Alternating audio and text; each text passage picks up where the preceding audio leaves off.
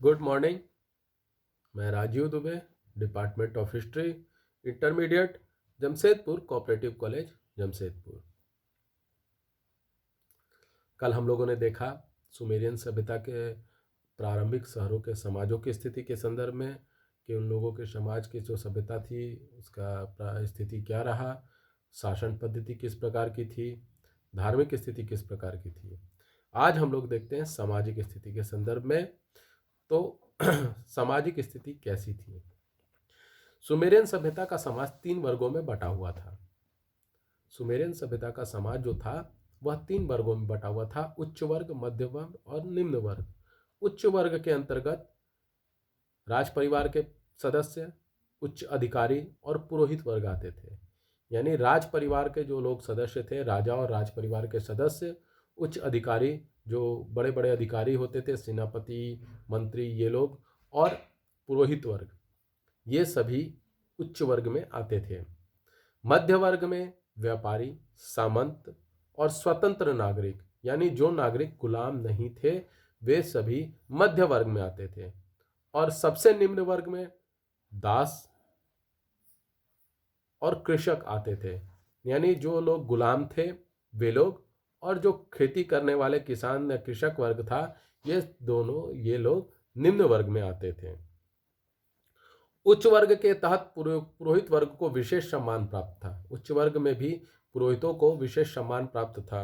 और निम्न वर्ग के तहत आने वाले दासों की स्थिति जो थी वह शोचनीय थी। यानी जो सबसे ऊंचे जगह पर था उसको बहुत ज़्यादा सम्मान मिला हुआ था, और जो सबसे नीचे स्तर पर था उसकी स्थिति सबसे ज़्यादा खराब थी।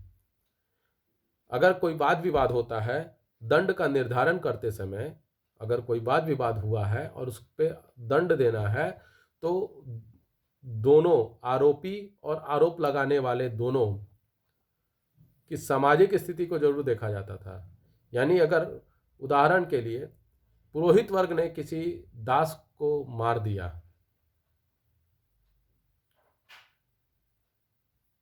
तो जब दंड दिया जाएगा तो गलती दास की ही होगी। वह पुरोहित वर्ग की गलती हो न हो, गलती दास की ही होगी, क्योंकि उसकी सामाजिक स्थिति में वह सबसे उच्च वर्ग का है। यह जरूर देखा जाता था। सुमेरियन पुरुष जो थे वस्त्रों में लुंगी का प्रयोग करते थे। शरीर का ऊपरी भाग प्रायः खुला रहता था। स्त्रियां बाएं कंधे से नीचे तक पोशाक में ढकी रहती थी। और पहले वे भेड़ की खाल का प्रयोग करते थे वस्त्र के रूप में, उसके बाद में ऊनी वस्त्रों का प्रयोग करने लगे। स्त्रियों की स्थिति, सुमेरियन समाज में स्त्रियों की स्थिति बहुत अच्छी थी।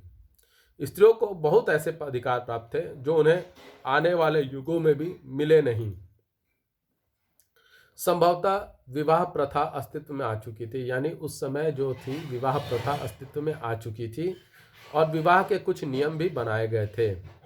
विवाह में पिता से मिले दहेज पर वधू का अधिकार था। यानी विवाह में दहेज प्रथा चल रही थी, और विवाह में जो दहेज मिलता था उस पर उस कन्या का अधिकार होता था, उस वधू का अधिकार होता था। हालांकि वधू और उसका पति इस संपत्ति का संयुक्त रूप से मालिक जरूर होता था, लेकिन वधू जो थी वह इस संपत्ति को अपने स्तर पर किसी को भी दे सकती थी। यानी उस पर वह ही बस दे सकती थी। अगर वधू का पुत्र होता है और वो अपने पुत्र को नहीं किसी और को देना चाहती है, तो वह स्वतंत्र रूप से उसे दे सकती थी। इस पर उसके पति का कोई हस्तक्षेप नहीं हो सकता था। यानी एक तरह से उसका पति मालिक भी था और नहीं भी था, क्योंकि देने और लेने का अधिकार सिर्फ वधू को ही था।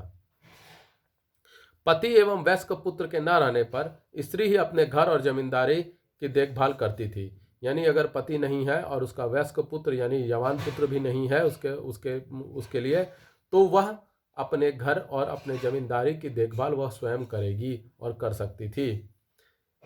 पति के रहते हुए भी वह स्वतंत्र रूप से अपना व्यापार कर सकती थी। यानी पति है भी और वह व्यापार करना चाहती है तो स्वतंत्र रूप से अपना व्यापार कर सकती थी। उसमें पति की सहायता की आवश्यकता उसे नहीं थी।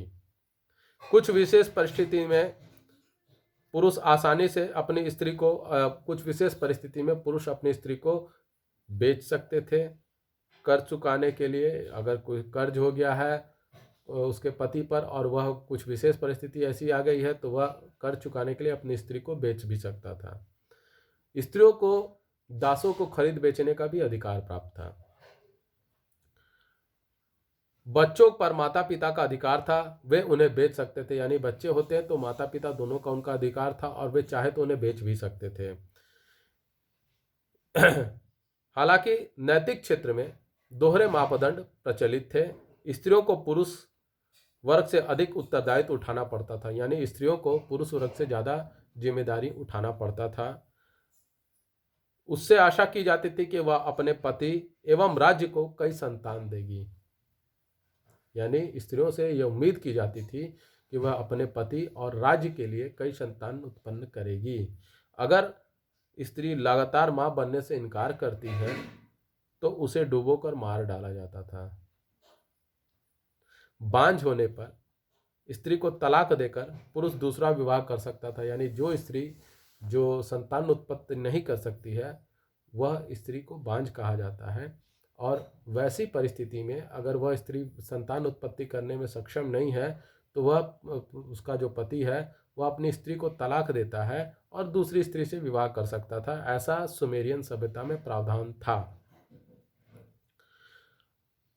इस पुरुष के लिए व्यभिचार माफ था। यानी पुरुष अगर विवाहेतर संबंध रखता है, स्त्री के होते हुए भी दूसरी स्त्रियों के पास जाता है और उसके साथ संबंध रखता है, जो से व्यभिचार भी कहते हैं, अगर ऐसा करता है तो पुरुष के लिए व्यभिचार माफ था। परंतु यही प्रक्रिया स्त्री अगर अपनाती है तो स्त्रियों को मृत्युदंड दिया जाता था। यह तो आज भी चल रहा है।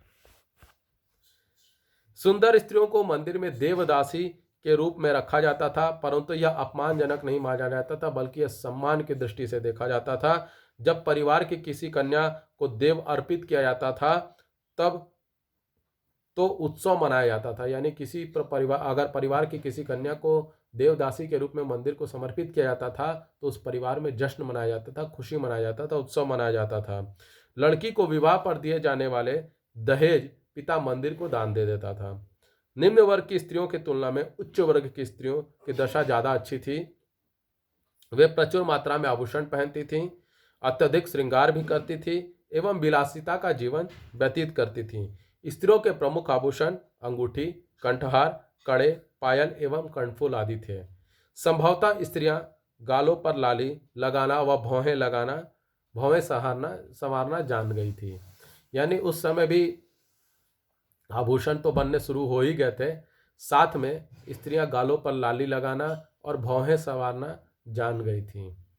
इसके बाद आता है किसी भी सभ्यता का सबसे महत्वपूर्ण तथ्य जो है अर्थव्यवस्था, जिसे हम लोग कल देखेंगे। तो आज आप लोगों को ये वीडियो कैसा लगा, लाइक करें, कमेंट करें, शेयर करें, ज़्यादा से ज़्यादा मात्रा में सब्सक्राइब करें। घर पे रहें, सुरक्षित रहें। धन्यवाद।